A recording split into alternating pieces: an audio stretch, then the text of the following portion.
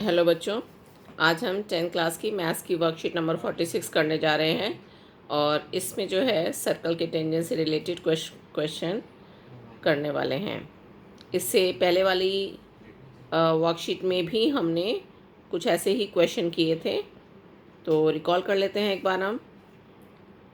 First है the tangents drawn at the end of a diameter of a circle are what type of these tangents are always parallel.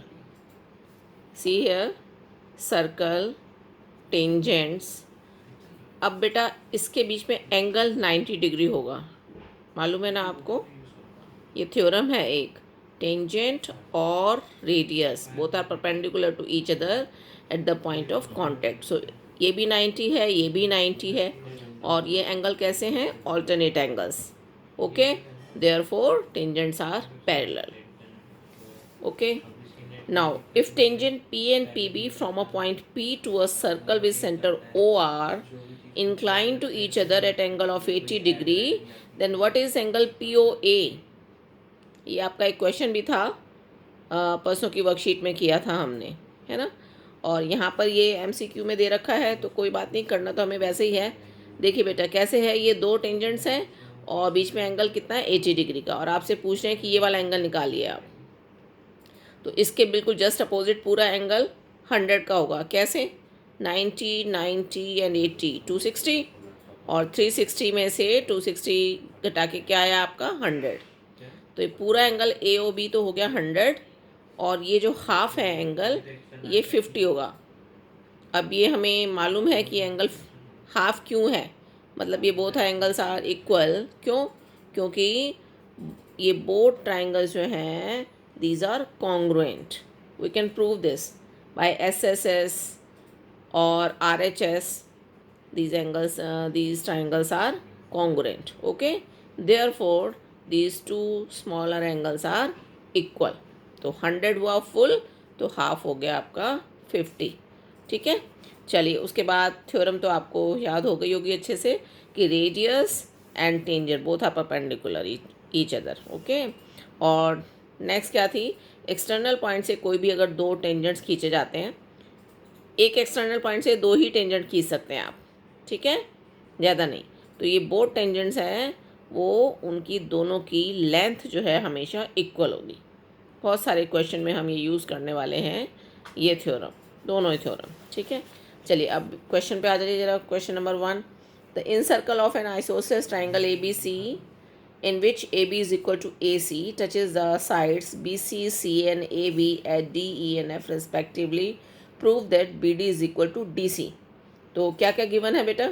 Isosceles triangle है, isosceles means two sides are equal. तो sides कौन सी equal दी हैं? AB and AC, AB and AC both are equal. और क्या दिया हुआ है कि ये जो है इन सर्कल को ये सारे जो हैं किस पे टच करते हैं? D, E और F पर। ओके, चलिए अब जब A एक्सटर्नल पॉइंट हुआ तो ये दोनों टेंजेंट्स इक्वल होंगे ना थ्योरम से। तो AF is equal to AE, similarly BF is equal to BD and CD is equal to C। यही हमने लिखा है, ठीक है। इसके बाद हमें जो गिवन था वो क्या था? AB is equal to AC, ये ले लिया, AB is equal to AC। अब AB देखिए बेटा कैसे कैसे है, AB ये पूरी साइड्स है ना, कहाँ से होगी? AF प्लस FB, दोनों पार्ट से मिलके बना है। AB की जगह लिख दिया मैंने AF प्लस FB। ऐसे ही AC क्या होगी? AE प्लस EC, दोनों को ऐड करके AE प्लस EC। अब इसमें से देखो AF और AE जो ऊपर लिखा था कि टेंजेंट्स बराबर हैं, तो ये दोनों कट गए, ठीक है। तो क्या बचा हमारे पास? FB is equal to EC, है ना। और FB क्या है? FB जो है ये है BD, और EC क्या है? CD, ठीक है। ये भी प्रूव करने को दे सकते थे तो यहीं छोड़ देते। इन्होंने पूछा ये है BD is equal to DC, तो BD is equal to DC prove कर दिया हमने। ओके, चलिए अब आ जाइए नेक्स्ट क्वेश्चन एग्जाम्पल पे। Prove that a parallelogram circumscribing a circle is a rhombus. तो ये आपका सर्कल है और ये जो बना हुआ है ये आपको पैरेललोग्राम गिवन है, इसको प्रूव करना है रोम्बस। तो पैरेललोग्राम की क्वालिटी क्या होती है? Opposite sides are equal and parallel. और रोम्बस में क्या होता है? ऑल साइड्स आर इक्वल, ठीक है, पैरेलल तो होती हैं, ऑल साइड्स आर इक्वल होती हैं उसमें, तो ये प्रूव करना है। दैट मीन्स अपोजिट साइड तो मुझे गिवन हो गई कि A B is equal to C D के, बट ए बी को मुझे ए डी के बराबर भी और बी सी के बराबर भी प्रूव करना है। क्लियर है, तभी होंगे हमारी ऑल फोर साइड्स इक्वल। तो वही थ्योरम यूज़ करनी है आपको कि एक्सटर्नल पॉइंट से टेंजेंट जो हैं वो दोनों क्या होंगे, इक्वल। फटाफट ये करते जाइए। A P is equal to A S, ठीक है, उसके बाद P B is equal to B Q, ये फिर यहाँ से ये C R is equal to C Q और D R is equal to D S, ये हमने ले लिया। और फिर दोनों साइड्स को ऐड कर दीजिए, एडिंग 1 2 3 4, ऐड करा तो A P P B D R C R ये सब ऐड हो गए, और इधर से ये A S B Q D S और सी क्यू, ठीक है। अब आप देख लो ए पी और पी बी, यहाँ देखिए ए पी पी बी पूरा मिलके क्या हो गया, ए बी, ठीक है, पूरा मिलके ए बी, तो इसकी जगह क्या लिख दिया, ए बी। डी आर और सी आर देखिए, डी आर और सी आर ये पूरा मिलके क्या, डी सी, तो इसकी जगह आ गया आपका डी सी। इसी तरीके से इसमें देखो ये किसके साथ मैच हो रहा है, ए एस और डी एस, ठीक है, ए एस और डी एस कहाँ है, ए एस और डी एस, ये पूरा क्या बन गया, ए डी। क्लियर, तो इसकी जगह लिख दिया मैंने ए डी। और बाकी बचा क्या, बी क्यू और सी क्यू, बी क्यू और सी क्यू देखो, बी क्यू सी क्यू कितना बन गया पूरा, ये बी सी। क्लियर है बेटा। और A B is equal to D C, है ना। कभी कभी हमें ये भी प्रूव करना आता है, इतना ही यहाँ तक तो होता तो यहाँ तक छोड़ देते हैं। अभी हमें क्या प्रूव करना था कि रोम्बस बनाना था ना, तो इसका मतलब इधर दोनों साइड्स आएंगी हमारी एडजेसेंट साइड। देखिए कैसे, ए बी और डी सी तो कुछ ऐड नहीं हो रहा, ए बी और डी सी तो ये हम ऐड नहीं कर सकते, बट हमें क्योंकि पैरेललोग्राम गिवन था तो ए बी और डी सी इक्वल थी ना, ठीक है, तो हमने क्या लिख दिया, डी सी की जगह भी ए बी लिख दिया। क्लियर है, A B plus A B. इसी तरीके से इसमें A D plus B C है, ए डी कहाँ है, ये रहा ए डी और ये बी सी, है ना, ये दोनों भी इक्वल है क्योंकि पैरेललोग्राम गिवन है तो अपोजिट साइड्स इक्वल, तो ये भी इक्वल है, तो इसकी जगह मैंने ए डी ही रख दिया, बी सी की जगह भी। क्लियर है। और अब दोनों को ऐड कीजिए आप, two A B is equal to A D, तो A B is equal to A D, तो आ गया हमारा ए बी इसके इक्वल आ गया। अब एक इसके इक्वल थी बी सी के, ठीक है, तो बी सी और ए बी थी सी डी के इक्वल, तो चारों के चारों साइड्स हो गई हमारी equal, hence A B C D is a rhombus. चलिए नेक्स्ट पे आइए, example number 3। In the given figure, a circle inscribed in ABC touches its sides AB, BC and AC at points D, E and F respectively. Okay? तो यहाँ पर भी एक circle है और ये आपको ट्राइंगल दिया हुआ है जो किस किस पर टच करता है, आपको डी, ई और एफ पर। और साथ में हमें क्या गिवन है, ए बी हमारा 12 सेंटीमीटर है, ठीक है, बी सी 8 एंड ए सी 10, तीनों साइड्स हमें गिवन है, 12 8 10, ठीक है, वो लिख लिया हमने। Find the length of A D B E and C F. A D इतनी लेंथ निकालनी है हमें, मुझे ए डी, इधर से बी ई और इधर से सी एफ। कुछ भी हो सकता था, ये भी हो सकता था कि ए एफ निकालो, सी ई निकालो, बी डी निकालो, है ना। तो जो भी निकालना है उसको एक को हम एक्स मान लें, है ना, और पूरी साइड्स हमें क्योंकि गिवन है तो बाकी तो लेस करके आ जाएगी। देखिए इसको मैंने माना ए डी को एक्स मान लिया, तो बाकी क्योंकि पूरी टोटल कितनी थी, 12 थी ना, तो कितनी बची है, 12 माइनस एक्स। क्लियर है बात, ठीक है।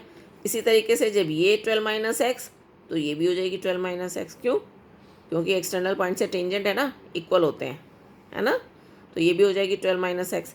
ऐसे ही ये एक्स मानी मैंने तो ये वाला भी क्या हो जाएगा, एक्स। क्लियर। अब ये भी क्योंकि एक्सटर्नल पॉइंट है तो एफ सी और सी ई ये भी इक्वल होंगे, और वो हम निकाल भी सकते हैं। जैसे ये एक्स है तो ये एक्स है ना, ये क्या है, एक्स। अब ये बताओ ये क्या आएगा, ये पूरा 10 है ना, तो ये कितना हो गया, 10 माइनस एक्स। क्लियर है। अब ये क्या है, 12 माइनस एक्स आया, ये चीज़ क्या आई, 12 माइनस एक्स, तो ये कितनी आएगी बाकी बताना ज़रा। ये पूरा 8 है ना, 8 माइनस 12 माइनस एक्स, तो मैंने सॉल्व करके यहाँ पर दिखाया है। चलिए तो ये कितना बचेगा वो भी आ जाएगा, और फिर ये दोनों भी इक्वल है, इक्वेट कर देंगे तो एक्स की वैल्यू आ जाएगी। ठीक है, और उससे जो है हम ये ए डी बी और सी एफ निकाल पाएंगे। तो सबसे पहले ये गिवन लिख दिया तीनों चीज़ें, उसके बाद मैंने इसको एक्स माना, अभी समझाया था आपको कि ए डी को क्या माना, एक्स, तो बी डी आ गई मेरी माइनस करके 12 माइनस एक्स।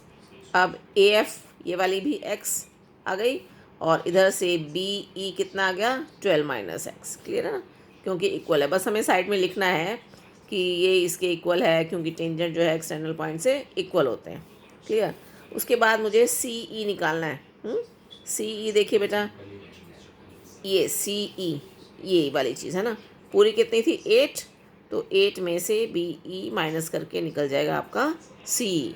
तो मैंने क्या लिखा है कि सी ई क्या है, C B minus B E. C क्या है, B C minus B E. B C पूरा 8 है और बी क्या है 12 माइनस एक्स। यहाँ ब्रैकेट का ध्यान रखना बेटा, अगर माइनस आगे सिर्फ 12 माइनस एक्स लिख दिया तो ये गड़बड़ हो जाएगा साइन का। क्लियर है, तो 8 माइनस 12 और माइनस माइनस हो गया ये प्लस एक्स, तो ये हो गया आपका -4 प्लस एक्स आ गया सी ई। ठीक है, इधर, और इधर से हमें सी एफ भी निकालना है ना, वो क्या है, पूरे ए सी में से ए एफ माइनस कर दूँ तो मेरा आ जाता है 10 माइनस एक्स, या गैप सी। अब ये दोनों इक्वल है ना, क्यों इक्वल है, वही है ना कि जो है tangents from external point are equal. ठीक है, देयरफॉर बोथ आर इक्वल। इसकी जगह वैल्यू पुट कर दो यहाँ से आप, ये -4 प्लस एक्स, और ये एफ सी आया आपका 10 माइनस एक्स, और उसके बाद आप इसको सॉल्व कर सकते हैं। एक्स को एक तरफ ले जाओ, दूसरा नंबर इधर ले जाओ, है ना, ये 2x इज इक्वल टू 14 हो गया, और ये 14/2 हो गया, x इज इक्वल टू 7। तो x इज इक्वल टू 7 आ गया। अब क्या माना था, ए डी माना था ना x को, तो A D is equal to 7 आ गया। ऐसे ही बाकी की लेंथ जो जो हमें पूछी हुई है वो सब हम x की वैल्यू रख के यहाँ निकाल लेंगे। ओके, चलिए अब क्वेश्चन नंबर 1 पे आइए बेटा। The sides A B B C and C A of triangle A B C touch a circle with centre O at P Q and R respectively, prove that A B plus C Q is equal to A C plus B Q. मेरे ख्याल से अब ये तो बिल्कुल समझ में आ गया होगा कि क्या करना होता है, वही हमें एक्सटर्नल पॉइंट से टेंजेंट वाली चीज़ यूज़ करनी होती है इसमें।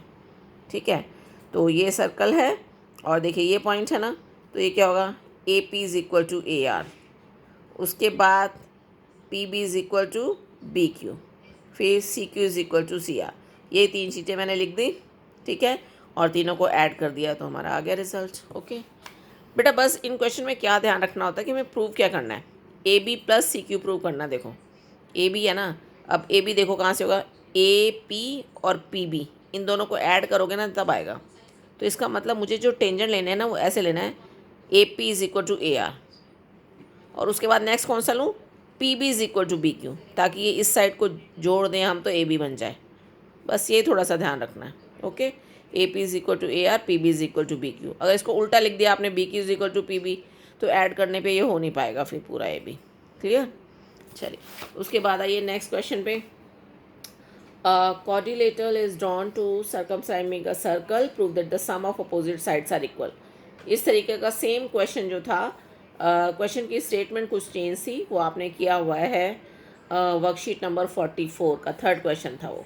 ठीक है, उसमें इसमें जो लिखा हुआ है ना कि prove that the sum of opposite sides are equal, ये स्टेटमेंट में लिखा हुआ है। उसमें आपको लिखा हुआ था कि A B plus C D plus equal to this है ना, वो था इस तरीके का। चलिए यहाँ पर देखिए, ये आपका क्वाड्रिलेटरल है और ये सर्कल है और ये टच कर रहा है, तो मैंने लिख दिया इसको, पॉइंट से लिए मैंने P Q R S. Opposite sides का सम जो है वो हमें इक्वल प्रूव करना है, sum of opposite side, that means A B plus C D, किसके इक्वल प्रूव करेंगे, A D plus B C के। तो बस यही लिखा है कि let A B C D is a quadrilateral which circumscribing a circle and touches it at point P Q R S. हमें ये प्रूव करना है, A B plus C D is equal to A D plus B सी। वही आप ए से external point है यहाँ से, ठीक है, तो क्या होगा, ये A P is equal to A S. A P के बाद मुझे देखो क्या लिखना होता है, पी बी लिखना होता है ना, P B is equal to B Q. उसके बाद क्योंकि मुझे अपोजिट साइड के इक्वल जाना, तो यहाँ चले जाओ सीधा, D R is equal to D S, और इसके साथ ऐड करके फिर R C is equal to C Q, यही हमने लिया है, और फिर सबको ऐड कर दिया और हमारा रिजल्ट बन जाएगा। क्लियर है बेटा। बहुत इंपॉर्टेंट क्वेश्चन है ये, पर बच्चे फिर भी ना कंफ्यूज हो जाते हैं लिखने में, क्योंकि ऐड करके देखते हैं वो बन नहीं पाता फिर रिजल्ट। तो ध्यान से लिखना है बेटे आपको कि किसके साथ क्या लिखना है। चलिए उसके बाद नेक्स्ट क्वेश्चन पे आइए। Question number 3, in figure a right triangle A B C circumscribing a circle of radius R, if A B and B C are length, इनकी लेंथ दी हुई है आपको 8 and 6, find the value of R. ये है circle, ठीक है, ये क्या राइट एंगल ट्राइंगल है। अब हमें क्या क्या दिया है, ए बी, ए बी ये पूरा कितना दे रखा है 8, और बी सी दे रखा है आपको 6, सिर्फ ये दिया हुआ है, ठीक है। और राइट एंगल ट्राइंगल है तो यहाँ पर ये 90 का बनेगा। अब मुझे निकालनी है रेडियस की वैल्यू, ठीक है। तो आप जो डायग्राम में बेटा कई बार बच्चे गलत करते हैं, तो रेडियस जो है हमेशा यहाँ टेंजेंट से टच करती हुई दिखाना, ऐसे नहीं कि उल्टी सीधी इधर, फिर ये परपेंडिकुलर डिस्टेंस नहीं बनेगा, तो फिर ये लेंथ हम यूज़ नहीं कर पाएंगे इसमें। ट्राइंगल के एरिया में हमको यूज़ करनी है इसको, इसको कैसे यूज़ करना है, हाइट की तरह, ठीक है। तो ये सारी जो है रेडियस यहाँ मैंने ऐसे ज्वाइन कर दिया। और अब इसके बाद मुझे 8 और 6 दिया हुआ है, ठीक है। ये साइड नहीं दी है तो ये साइड में निकाल लूँगी। कैसे निकलेगा ये, राइट एंगल ट्राइंगल है, पाइथागोरस लग जाएगी, ठीक है। तो पाइथागोरस क्या होता है आपका, hypotenuse square is equal to base square plus perpendicular square. तो ए सी स्क्वायर आ गया आपका A B square plus B C square, okay. 8 square plus 6 square, so 64 and 36, और ए सी आ गया आपका √100 दैट इज़ 10, ओके। अब आप देखिए कैसे आपको आर की वैल्यू कैसे निकालनी है। अब देखिए पूरा बड़ा ट्राइंगल है, इसमें अगर मैं ये ज्वाइन कर दूँ यहाँ से ओ बी, ओ ए और ओ सी, तो ये छोटे छोटे 3 ट्राइंगल बन जाएंगे। कौन कौन से, बी ओ सी एक ट्राइंगल, नेक्स्ट ए ओ सी दूसरा ट्राइंगल, नेक्स्ट ए ओ बी तीसरा ट्राइंगल, ठीक है। तो हम क्या करेंगे इसमें कि तीनों छोटे ट्राइंगल्स का एरिया निकाल के ऐड करें तो किसके बराबर बन जाएगा, ये बड़े ट्राइंगल के एरिया के बराबर, ठीक है। तो बड़े ट्राइंगल का एरिया क्या है, ये तो आपका राइट एंगल ट्राइंगल था, तो 1/2 इंटू बेस इंटू हाइट हो जाएगा, ठीक है। बेस है 6, हाइट है 8, तो इधर से मैंने एरिया ए बी सी का लिख दिया 1/2 into B C into A B that is 6 into 8, और ये काट के आपका आ गया 24, ओके। और किसके इक्वल है, ये तीनों ट्राइंगल के एरिया के बराबर, क्लियर। अब बी ओ सी का एरिया देखो कैसे आएगा, ये बी ओ सी है ना ट्राइंगल, ये बेस है और ये इसकी हाइट है ना। हाइट क्या है, आर है, जो कि हमको निकालनी है। तो बस हाइट की जगह मैं ओपी की जगह क्या यूज़ करूँगी, आर। ये सब आर ही हैं, ये भी आर है, ये भी आर है ना, रेडियस सेम होती है इसलिए। चलिए, तो एरिया बी ओ सी का मैंने क्या लिखा, 1/2 into B C into O P. ऐसे ही ए ओ सी का 1/2 A C base into O Q, और ए ओ बी का 1/2 into base, A O B का देखो बेस क्या है, ए ओ बी का बेस क्या है, ए बी, और ये है height, so base A B into O R that is 8 into R. और यहाँ से 2 से सब कैंसिल कर दीजिए, तो ये 3R 5R 4R बन गया, और ऐड करेंगे आप बेटा तो ये आ जाएगा आपका R is equal to 2 centimetre, okay. Now it's clear.